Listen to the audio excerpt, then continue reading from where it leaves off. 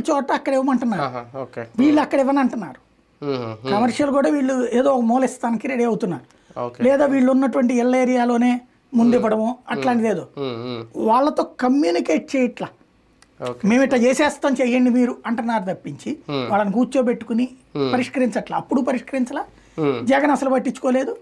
అంటే జగన్ అప్పుడు శ్రీకృష్ణ దేవరాయలు పంపించినా వాళ్ళు పట్టించుకోవాలి, జగన్ ఆళ్ళ రామకృష్ణారెడ్డి ప్రయత్నించినా పట్టించుకోలేదు, బొత్స సత్యనారాయణ చేసినా అందరినీ పెట్టినా కూడా వీళ్ళు వాళ్ళతో మాట్లాడడానికి ఒప్పుకోవాలి. మాట్లాడడానికి ముందు వచ్చిన వాళ్ళని తర్వాత వీళ్ళు ఆపేశారు. దాంతో మీరెవరో మాట్లాడడానికి ఆగిపోయింది. ఇప్పుడు పోనీ ఆపిన వాళ్ళు కూర్చుని ఇది సెటరేట్ చేయాలి.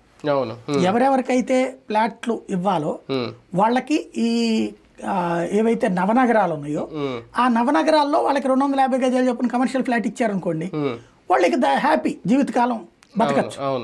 అట్లాగే ఈ రెసిడెన్షియల్ అంతా కూడా అందరికి ఒక ప్లేసెస్ ఈ నవనగరాల్లోనే ఒక్కొక్క చోట ఇచ్చారనుకోండి, తలా ఒక్కొక్క ఇప్పుడు నవనగరాలు 9 నగరాలు, ఇది 30,000 మంది, ఒక్కో చోట 4,000 మందికి ఇస్తే సరిపోతుంది కదా. అప్పుడు ఎట్లాగో అక్కడ కావాలి కదా. ఇప్పుడు హైటెక్ సిటీ ఉంటే హైటెక్ సిటీలో ఇల్లు అపార్ట్మెంట్లు ఫ్లాట్లు లేవా, ఉన్నాయి కదా. అవి ఎవరికో ఎందుకు ఇచ్చుకోవడం, మన కార్పొరేట్ పాపం వాళ్ళు త్యాగం చేసిన వాళ్ళకి ఇవ్వచ్చు కదా, అది అక్కడ పెడితే బాగుంటుంది కదా.